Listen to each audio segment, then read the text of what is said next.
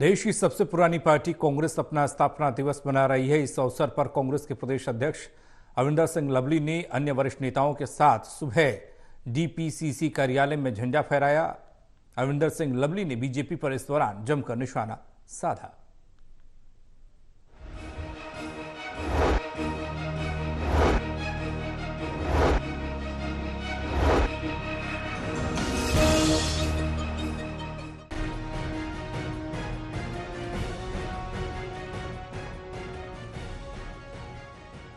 भारतीय राष्ट्रीय कांग्रेस, जिसे आमतौर पर कांग्रेस के नाम से जाना जाता है, देश की सबसे पुरानी पार्टी ने आज अपना 138वां स्थापना दिवस मनाया। इसी कड़ी में कांग्रेस के प्रदेश अध्यक्ष ने अन्य वरिष्ठ नेताओं के साथ सुबह डीपीसीसी कार्यालय में भारतीय राष्ट्रीय कांग्रेस के 138वें स्थापना दिवस के मौके पर झंडा फहराया और कहा कि जब से कांग्रेस की स्थापना हुई थी तब से ही कांग्रेस ने लोकतंत्र को बहाल करने की लड़ाई लड़ी थी। आज भी देश के सामने उस लोकतंत्र को बचाने की लड़ाई है, हिंदुस्तान के संविधान को बचाने की लड़ाई है। इसकी जरूरत इसलिए है क्योंकि आज विपक्ष के सांसदों को ही बोलने नहीं दिया जाता।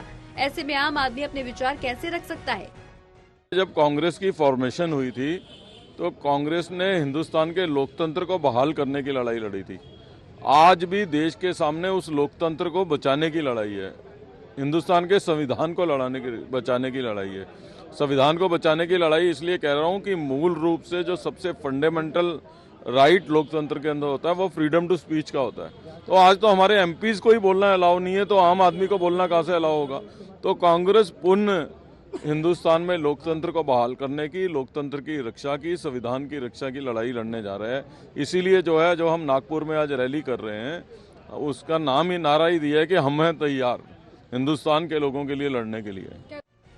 अरविंदर सिंह लवली ने बीजेपी पर हमलावर होते हुए कहा कि राम के नाम पर बीजेपी को दलाली बंद कर देना चाहिए। राम जनमानस के हैं, जन जन में राम बसते हैं। राजनीतिक मुद्दों को उठाकर संविधान का भी सम्मान उन्हें करना चाहिए। विपक्ष जनता के अधिकारों की लड़ाई के लिए है। संविधान की मूल भावना को लेकर चलने का संदेश कांग्रेस देती आई है। तो आज संवैधानिक पद पर बैठा व्यक्ति अपने आप से ऊपर किसी को समझता नहीं है, लेकिन ये समय भी लंबा नहीं टिकेगा, क्योंकि आम जनता की लड़ाई के लिए आज भी विपक्ष मजबूती से लड़ रहा है।